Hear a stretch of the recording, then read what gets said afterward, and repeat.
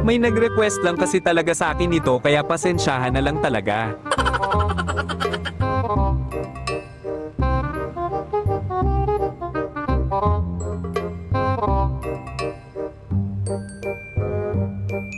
At saktong may dumaang Victory Liner kaya naman kaagad na nating pahintuin itong bus na ito.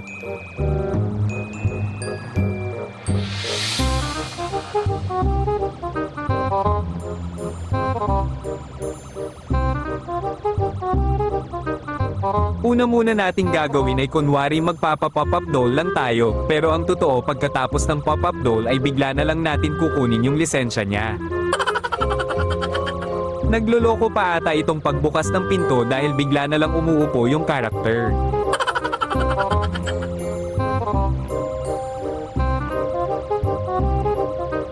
Siyempre dito ay tanungin na natin kung pwedeng magpa-pop-up doll para masimulan na natin yung ritual. Ritual ng pagbibigay ng ticket. Dito nga ay pumayag na siyang magpa-pop-up doll, kaya naman pakitaan ko na muna ito ng dance moves bago hulihin.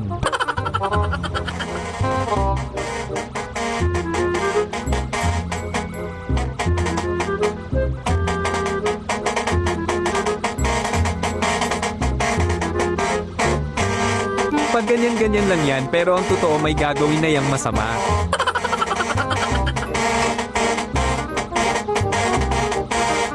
Siyempre pagkatapos nating magpa-pop-up doll ay